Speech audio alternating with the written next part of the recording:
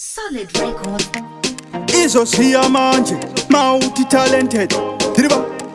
Diriba inomasi 100% baba maka mai weto itasatada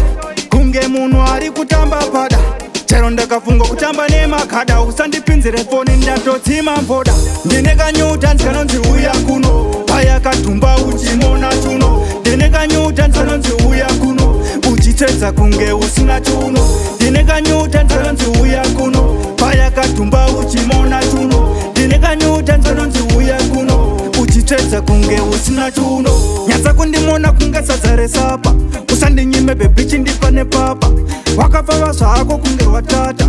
ita yese kuno hakuna matata munhu wese akakotama mukomana nemusikana takasonana hapana asina wakati mbokonana usauya kuno nemukadzi wenaka ndine kanyuta ndikanonzi uya kuno paya katumba uchimona chuno ndine kanyuta ndikanonzi uya kuno uchitedza kunge usina chuno ndine kanyuta ndikanonzi uya kuno paya katumba uchimona chuno ndine kanyuta ndikanonzi uya kuno uchitedza kunge usina chuno mai wetoita satada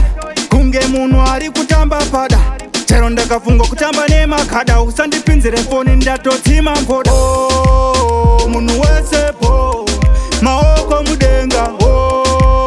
munhu wesepo kuna mwari uchingotenda ndine kanyuta ndikanonzi uya kuno paya katumba uchimona chuno ndine kanyuta ndikanonzi uya kuno uchitedza kunge usina chuno ndine kanyuta ndikanonzi uya kuno paya katumba uchimona chuno ndine kanyuta ndikanonzi uya kuno uchitedza kunge usina chuno nyatsa kundimona kunge sadza resapa usandinyime bebichi ndipane papa wakapfava zvako kunge watata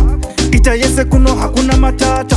munhu wese akakotama mukomana nemusikana takasonana hapana asina wakati mbokonana usauya kuno nemukadzi wenaka ndine kanyuta ndikanonzi uya kuno paya katumba uchimona chuno ndine kanyuta ndikanonzi uya kuno uchitedza kunge usina chuno ndine kanyuta ndikanonzi uya kuno paya katumba uchimona chuno ndine kanyuta ndikanonzi uya kuno uchitedza kunge usina chuno.